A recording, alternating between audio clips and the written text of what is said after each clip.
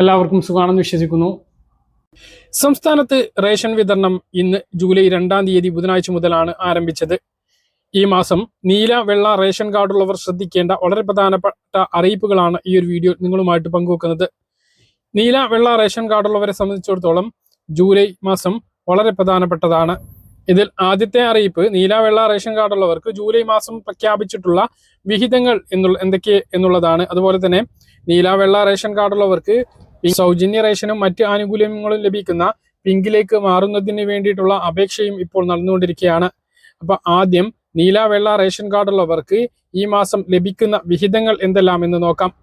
NPS പൊതുവിഭാഗം subsidy നീല ration കാർഡുള്ളവർക്ക് കാർഡിലെ ഓരോ അംഗങ്ങൾക്കും 2 കിലോ വീതം അരി 4 രൂപ നിരക്കിലാണ് ലഭിക്കുന്നത്.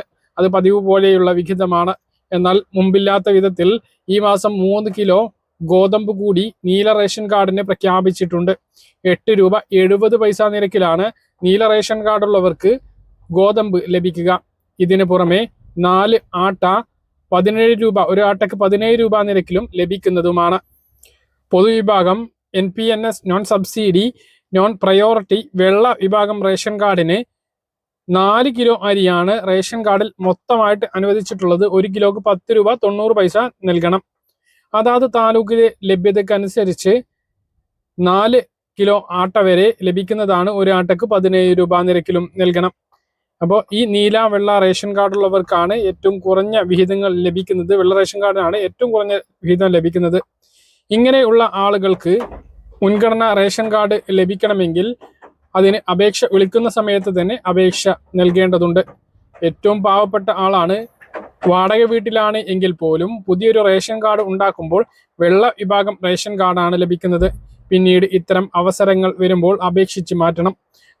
ഇപ്പോൾ ജൂൺ 27-ാം തീയതി മുതൽ ജൂലൈ 17-ാം തീയതി വൈകുന്നേരം 5 മണി വരെ ഓൺലൈനായി അക്ഷയ കേന്ദ്രങ്ങളിലൂടെയും സിറ്റിസൺ ലോഗിൻ വഴിയും ഓൺലൈൻ അപേക്ഷ നൽകാൻ വേണ്ടി സാധിക്കും.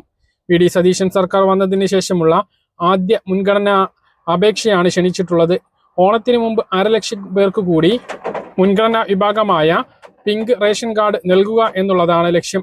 അതുകൊണ്ട് തന്നെ ഒഴിവാക്കൽ മാനദണ്ഡങ്ങളിൽ പെടാത്ത എല്ലാ മുൻഗണനേതര വിഭാഗമായിട്ടുള്ള നീല വെള്ള റേഷൻ കാർഡുള്ളവരും മുൻഗണനാ വിഭാഗത്തിന് വേണ്ടി അപേക്ഷ നൽകാൻ വേണ്ടി ശ്രദ്ധിക്കുക.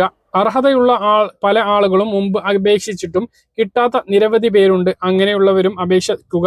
പല ആളുകളും അപേക്ഷിച്ചിട്ടും കിട്ടാത്തത് കൊണ്ട് പിന്നീട് അവസരങ്ങൾ വരുമ്പോൾ അപേക്ഷിക്കാറില്ല. എന്നാൽ ഇപ്പോൾ കൂടുതൽ ഒഴിവുണ്ട് എന്നുള്ളത് ശ്രദ്ധിക്കുക. മൊത്തം ഒഴിവിന്റെ അടിസ്ഥാനത്തിലാണ് മൊത്തം ലഭിക്കുന്ന അപേക്ഷകൾ മുൻഗണന വെച്ച് ആർക്കാണ് കൂടുതൽ അർഹത അവർക്ക് നൽകുന്നത്. എന്നാൽ ഇപ്പോൾ കൂടുതൽ ഒഴിവുള്ളത് കൊണ്ട് തന്നെ കൂടുതൽ അപേക്ഷ വന്നാലും ഇതിൽ ഉൾപ്പെടാൻ സാധിക്കും.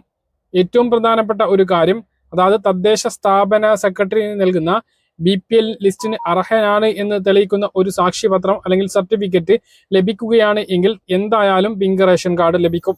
അപ്പൊ അത് കിട്ടാൻ വേണ്ടി ആദ്യം തദ്ദേശ സ്ഥാപനത്തിൽ അപേക്ഷ നൽകുകയും ആ ഒരു സർട്ടിഫിക്കറ്റ് കിട്ടുകയാണ് എങ്കിൽ അപേക്ഷയോടൊപ്പം ആ ഒരു സർട്ടിഫിക്കറ്റ് കൂടി അറ്റാച്ച് ചെയ്യുകയാണ് എങ്കിൽ BPL കാർഡ് ലഭിക്കുന്നതാണ്. അപ്പോൾ ഈ ഒരു അവസരം പരമാവധി ഉപയോഗപ്പെടുത്തുക. അപ്പോൾ നീല വെള്ള റേഷൻ കാർഡുള്ളവർക്ക് ഈ മാസം റേഷൻ കാർഡിൽ നിന്നും ലഭിക്കുന്ന സാധനങ്ങൾ എന്തെല്ലാം പറഞ്ഞു.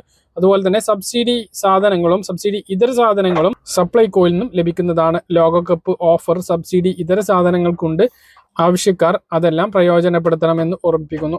കൃത്യമായിട്ട് മനസ്സിലാണെന്ന് കരുതുന്നു. ഇതുപോലുള്ള ഇൻഫർമേഷൻ ലഭിക്കാൻ ചാനൽ സബ്സ്ക്രൈബ് ചെയ്യുക, ബെൽ ഐക്കൺ എനേബിൾ ചെയ്ത് നോക്കുക. മറ്റൊരു വീഡിയോയുമായി നമുക്ക് വീണ്ടും കാണാം. ദൂരേക്കും ബൈ.